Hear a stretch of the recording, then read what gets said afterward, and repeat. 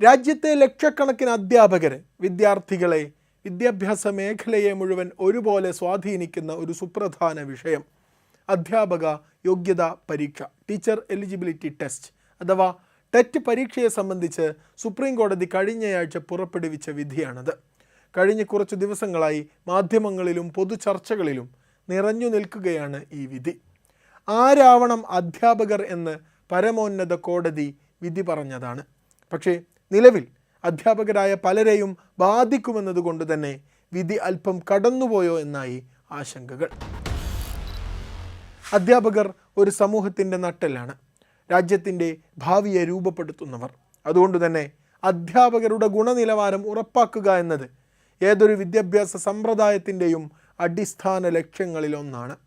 ഈ ലക്ഷ്യം മുൻനിർത്തിയാണ് ടെറ്റ് പരീക്ഷ സംബന്ധിച്ച വിധിയും നിലവിൽ വന്നിട്ടുള്ളത്. ഇപ്പോൾ സുപ്രീം കോടതിയുടെ ഏറ്റവും പുതിയ വിധി വന്നതും ഇതേ ലക്ഷ്യത്തിൽ തന്നെയാണ്. ഒരാൾ അധ്യാപകനാകണമെങ്കിൽ വേണ്ട മിനിമം യോഗ്യത കോടതി നിശ്ചയിച്ചുവെന്ന് മാത്രം. സുപ്രീം കോടതി പുറപ്പെടുവിച്ച ഈ വിധി രാജ്യത്തെ വിദ്യാഭ്യാസ മേഖലയിൽ വലിയ ചലനങ്ങൾക്ക് വഴിയൊരുക്കിയിരിക്കുകയാണ്. ജസ്റ്റിസുമാരായ ദീപാങ്കർ ദത്ത, അഗസ്റ്റിൻ ജോർജ് എന്നിവരടങ്ങിയ ബെഞ്ചാണ് ഈ സുപ്രധാന വിധി പുറപ്പെടുവിച്ചത്. വിധിയിൽ പറഞ്ഞ പ്രധാനപ്പെട്ട കാര്യങ്ങൾ എന്തൊക്കെയാണെന്ന് നോക്കാം. ഒന്നാമതായി, ടെറ്റ് എക്സാം നിർബന്ധമാക്കുകയാണ്. രാജ്യത്തെ മുഴുവൻ സ്കൂളുകളിലെയും അധ്യാപക നിയമനത്തിന് ടെറ്റ് അടിസ്ഥാന യോഗ്യതയായി കണക്കാക്കണം. ഇത് നിയമനം കാത്തിരിക്കുന്നവർക്ക് മാത്രമല്ല, നിലവിൽ സർവീസിലുള്ള അധ്യാപകർക്കും ബാധകമാണ് എന്നർത്ഥം. മറ്റൊന്ന്, അധ്യാപക നിയമനത്തിന് മാത്രമല്ല, ഇനി അധ്യാപകർക്ക് സ്ഥാനക്കയറ്റം കിട്ടണമെങ്കിലും പ്രൊമോഷനും ടെറ്റ് പരീക്ഷ പാസ്സാകുന്നത് നിർബന്ധമാണ്. ടെറ്റ് പാസ്സാകാത്ത അധ്യാപകരെ സ്ഥാനക്കയറ്റത്തിന് പരിഗണിക്കില്ലെന്ന് കോടതി വ്യക്തമാക്കി പറഞ്ഞിരിക്കുന്നു. ഇനി നിലവിൽ സർവീസിലുള്ള അധ്യാപകർക്ക് ടെറ്റ് യോഗ്യത അഥവാ നേടാനായിട്ടില്ലെങ്കിൽ 2 വർഷത്തെ സമയമാണ് ഈ പരീക്ഷ പാസ്സാവാനുള്ള സമയമായി അനുവദിച്ചിട്ടുള്ളത്. ഈ സമയപരിധിക്കുള്ളിൽ പരീക്ഷ പാസ്സാകാത്തവർക്ക് സർവീസ് തന്നെ ഉപേക്ഷിക്കേണ്ടി വരും എന്ന് കോടതി കർശനമായി നിർദ്ദേശിച്ചിരിക്കുന്നു. അതായത് തങ്ങളുടെ ജോലിയിൽ തുടരണമെങ്കിൽ ഈ 2 വർഷത്തിനുള്ളിൽ ടെറ്റ് യോഗ്യത നേടിയെടുത്തേ പറ്റൂ. വിരമിക്കാൻ 5 വർഷത്തിൽ താഴെ മാത്രം സർവീസ് ബാക്കിയുള്ള അധ്യാപകർക്കാണെങ്കിൽ ടെറ്റ് പരീക്ഷ പാസ്സാകൽ നിർബന്ധമില്ല. പക്ഷേ ഇത് അവർക്ക് ഒരു ആശ്വാസമാണെങ്കിലും പരീക്ഷ പാസ്സാകാത്തതിനാൽ അവർക്ക് സ്ഥാനക്കയറ്റം ലഭിക്കില്ല, അവരെ സ്ഥാനക്കയറ്റത്തിന് പരിഗണിക്കില്ല എന്നതും ശ്രദ്ധേയമാണ്.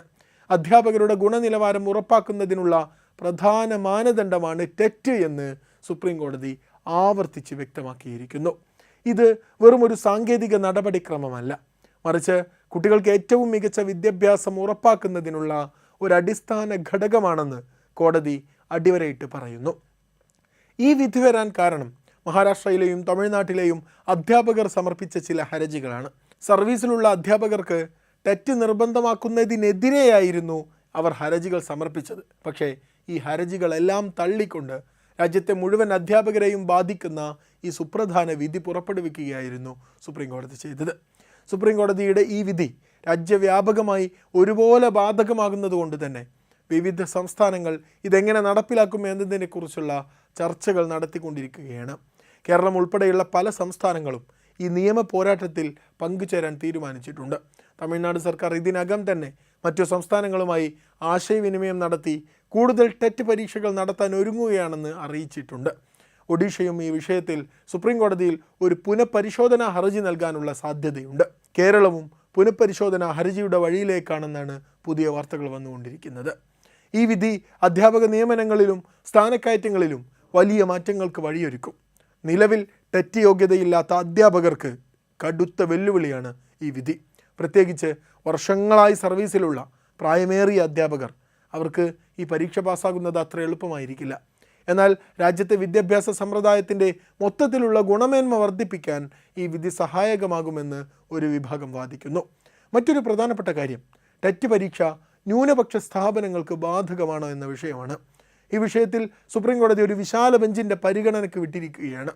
ഇത് ന്യൂനപക്ഷ വിദ്യാഭ്യാസ സ്ഥാപനങ്ങളുടെ ഭരണപരമായ അവകാശങ്ങളെക്കുറിച്ചുള്ള കൂടുതൽ നിയമപരമായ ചർച്ചകൾക്കാണ് വഴിയൊരുക്കുന്നത്. ഈ വിധി വരുന്നതോടെ സംസ്ഥാന സർക്കാരുകൾ കൂടുതൽ ടെറ്റ് പരീക്ഷകൾ നടത്താൻ നിർബന്ധിതരാകും. അധ്യാപകർക്ക് പരിശീലനവും പഠനത്തിനുള്ള സൗകര്യങ്ങളും ഒരുക്കേണ്ടി വരും. അത് സർക്കാരിൻ്റെ ഉത്തരവാദിത്തമായി മാറും. ഒരു അധ്യാപകൻ അല്ലെങ്കിൽ ഒരു അധ്യാപിക അവർ അറിവുള്ളവരും വിഷയങ്ങളെല്ലാം വ്യക്തമായി അവതരിപ്പിക്കാൻ കഴിവുള്ളവരും കുട്ടികളുടെ മാനസികാവസ്ഥ മനസ്സിലാക്കി പഠിപ്പിക്കാൻ സാധിക്കുന്നവരുമായിരിക്കണമെന്നതിൽ ആർക്കും തർക്കമൊന്നുമില്ല. ടെറ്റ് പരീക്ഷ പോലുള്ള യോഗ്യതാ മാനദണ്ഡങ്ങൾ ഈ ഗുണങ്ങൾ ഉറപ്പാക്കാനുള്ള ഒരു മാർഗം മാത്രമാണ്. ടെറ്റ് പരീക്ഷ എന്താണെന്നും അതിൻ്റെ ലക്ഷ്യം എന്താണെന്നും നോക്കാം. 2009 നിലവിൽ വന്ന വിദ്യാഭ്യാസ അവകാശ നിയമത്തിലാണ്, റൈറ്റ് ടു എഡ്യൂക്കേഷൻ ആക്ട് അനുസരിച്ചാണ് സ്കൂളുകളിലെ അധ്യാപക നിയമനത്തിന് ഒരു നിശ്ചിത യോഗ്യത ഉണ്ടായിരിക്കണമെന്ന നിർബന്ധം വരുന്നത്. ഇതിൻ്റെ ഭാഗമായാണ് ദേശീയ അധ്യാപക വിദ്യാഭ്യാസ കൗൺസിൽ അഥവാ NCT national council for teachers education 2010 TET പരീക്ഷ നിർബന്ധമാക്കിക്കൊണ്ട് വിജ്ഞാപനം പുറപ്പെടുവിച്ചത്. 1 മുതൽ 8 വരെയുള്ള ക്ലാസ്സുകളിലെ അധ്യാപകർക്ക് ഇതന്ന് അടിസ്ഥാന യോഗ്യതയായി നിശ്ചയിക്കപ്പെട്ടു. അധ്യാപക നിയമനത്തിൽ സുതാര്യതയും കാര്യക്ഷമതയും ഗുണനിലവാരവും ഉറപ്പാക്കുക എന്നതാണ് ടെറ്റ് പരീക്ഷയുടെ പ്രധാന ലക്ഷ്യം.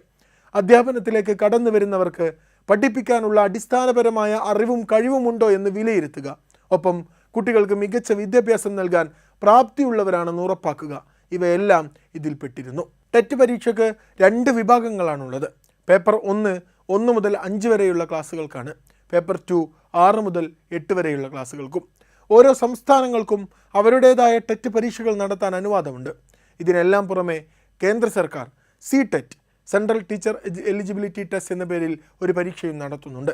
കേരളത്തിൽ KTET ഉണ്ട്. അതായത് അധ്യാപകരാകാൻ ആഗ്രഹിക്കുന്ന ഓരോ വ്യക്തിയും ഈ പരീക്ഷയിൽ നിശ്ചിത മാർക്കോടെ വിജയിക്കണം.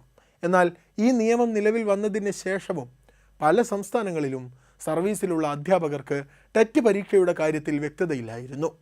പലരും ടെറ്റ് പാസ്സാകാതെ തന്നെ വർഷങ്ങളോളം സർവീസിൽ തുടരുകയും ചെയ്തു. ഇത് വിദ്യാഭ്യാസ അവകാശ നിയമത്തിൻ്റെ അന്തസ്സത്തക്ക് വിരുദ്ധമാണെന്ന വാദം ഉയർന്നു വന്നു. ഇങ്ങനെയൊരു സാഹചര്യത്തിലാണ് സുപ്രീം കോടതിയുടെ ഇടപെടലുണ്ടാകുന്നത്. വിദ്യാഭ്യാസം എന്നത് ഒരു രാജ്യത്തിൻ്റെ വികസനത്തിൻ്റെ അടിസ്ഥാന ശിലയാണ്. വിദ്യാസമ്പന്നരും കഴിവുറ്റവരുമായ ഒരു യുവതലമുറയെ വാർത്തെടുക്കാൻ മികച്ച അധ്യാപകരുണ്ടാകേണ്ടത് അത്യന്താപേക്ഷിതമാണ്.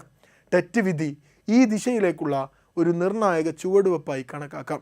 പക്ഷേ ദീർഘകാലമായി സർവീസിലുള്ള വിരമിക്കാൻ 5 വർഷത്തിൽ കൂടുതൽ ബാക്കിയുള്ള അധ്യാപകർക്ക് 2 വർഷത്തിനുള്ളിൽ ടെറ്റ് പാസ്സാകുക എന്നത് ഒരു വെല്ലുവിളിയാണ്. അവർക്ക് വേണ്ടത്ര പരിശീലനവും പിന്തുണയും നൽകാൻ സർക്കാരുകൾ ശ്രദ്ധിക്കണം. ഈ പരീക്ഷ വെറുമൊരു കടമ്പയാക്കാതെ അധ്യാപകരുടെ കഴിവുകൾ മെച്ചപ്പെടുത്താനുള്ള ഒരവസരമായി ഇതിനെ കാണാൻ സാധിക്കണം. ചുരുക്കത്തിൽ അധ്യാപക നിയമനത്തിനും സ്ഥാനക്കയറ്റത്തിനും ടെറ്റ് പരീക്ഷ നിർബന്ധമാക്കിയുള്ള സുപ്രീം കോടതിയുടെ വിധി നമ്മുടെ വിദ്യാഭ്യാസ സമ്പ്രദായത്തിൽ ദൂരവ്യാപകമായ സ്വാധീനം ചെലുത്തും.